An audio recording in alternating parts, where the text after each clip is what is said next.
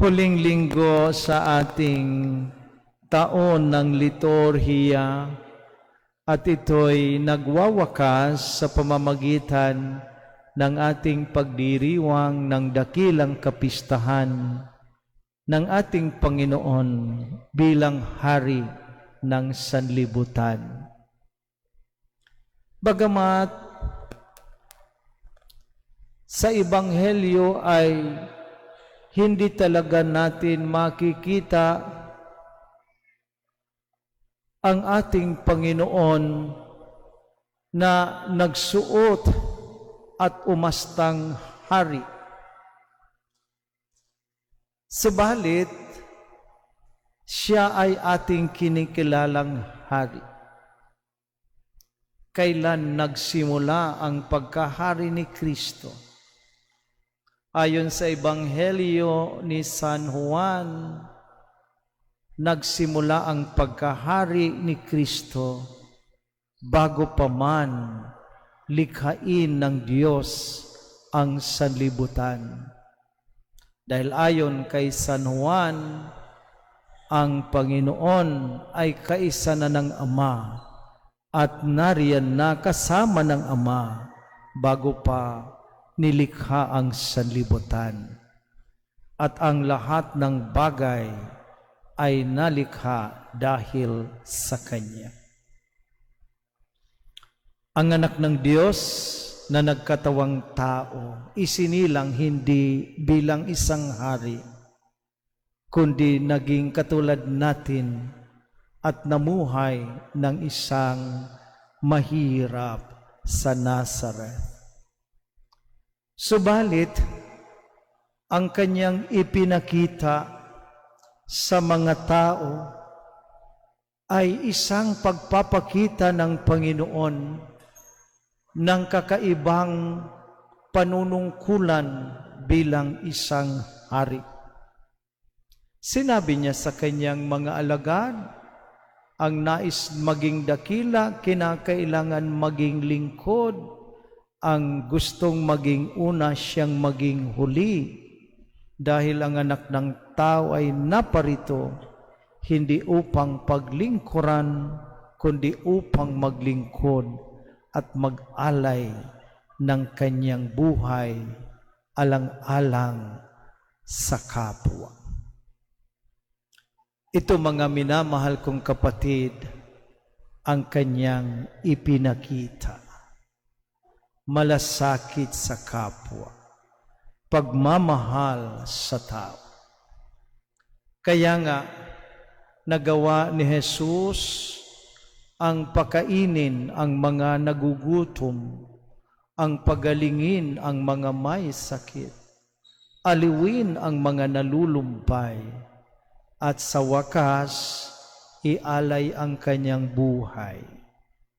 Sinasabi nga, walang dakilang pag-ibig ang magiging katulad ng nag-aalay ng kanyang buhay alang-alang sa kanyang minamahal.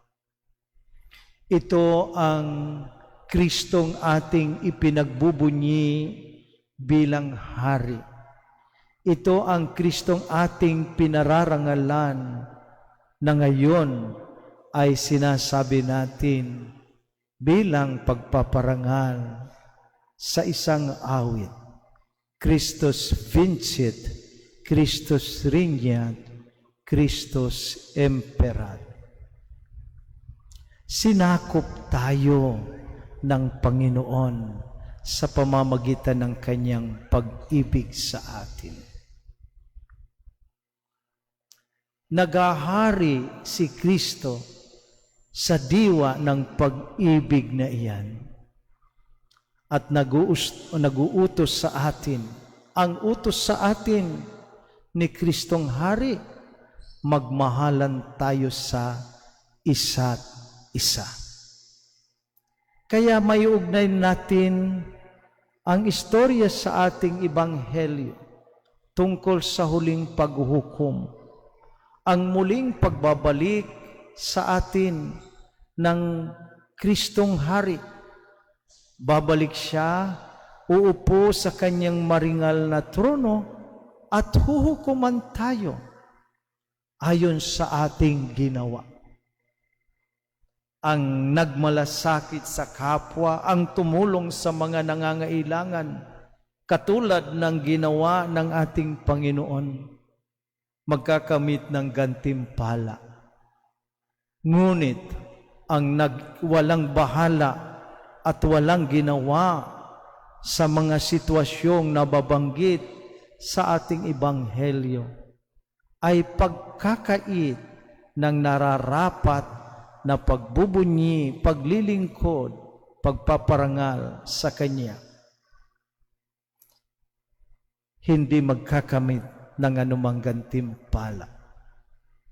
Kaya nga ngayon, mga minamahal kong kapatid, ang pagbubunyi sa Kristong Hari hindi lamang salita. Ang pagbubunyi sa Kanya ay sa pamamagitan ng konkretong gawa na ating maipamamalas sa ating kapwa. Alam nyo, dalawang imahin ang ginamit ng ating Panginoon sa ating ebanghelyo. Ang imahin ng tupa at kambing. At nung ako'y mapunta sa Holy Land, pinagmasdan ko ang kawan ng mga tupa at kawan ng mga kambing. Ang kawan ng mga tupa sama-samang sa panginginain. Kung anuman ang makukuha nilang damo na maaring makain, yung buong kawan ang nakikinabang. Sama-sama sila. Samantala yung kambing, kanya-kanya ng lakad at hanap ng pagkain. Bakit ginamit ang tupa?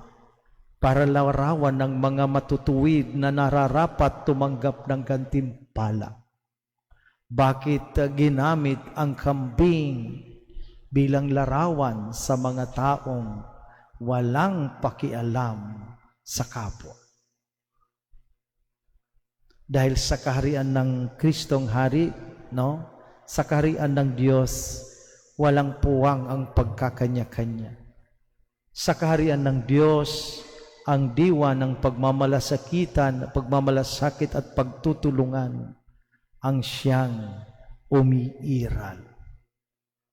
Kaya nga, mga minamahal kong kapatid, panalangin natin habang hindi pa tayo nakakarating sa kaharian ng Diyos sa langit, pagharian na po tayo dito sa ating buhay. Pagharian na po tayo sa ating mga puso. Pagharian na po tayo sa ating mga tahanan at sa ating pamayanan. Magawa natin ang utos ng Panginoon. Mahalin ninyo, pagmalasakitan, tulungan ang inyong kapwa. Sa mga minamahal kong kapatid, ito ngayon ang, narinig natin minsan sinabi ng Panginoon nung siya ay tanungin, ano ang nararapat naming gawin? Sinabi niya, ibigay sa emperador ang sa emperador, ibigay sa Diyos ang sa Diyos. Sa totoo lang, hindi naman talaga kailangan ng Diyos ang ating mga handog at alay sa Kanya. Pero hinihiling niya ito sa atin para ang anumang maaari nating ihandog sa Diyos, maihandog natin sa ating kapwa. Dahil kapag naipagkaloob natin sa kanila, naipagkaloob na natin sa Panginoon. Matuwa tayo at kumuha tayo ng inspirasyon sa ating narinig sa Ebanghelyo, sa ating mga nagagawang mabuti.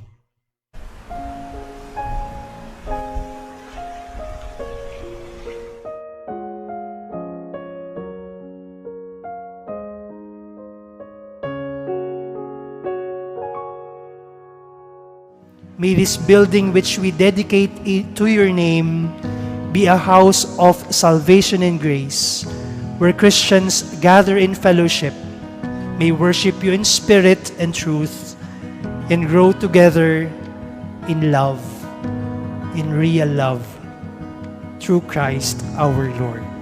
Amen. Maraming salamat po at magandang gabi sa inyo lahat. Mga kaparokya, mag-like and subscribe na po sa ating official YouTube channel www.youtube.com/hfprojas at i-follow na ang ating Facebook page www.facebook.com/hfprojas. Maraming salamat po mga kaparokya.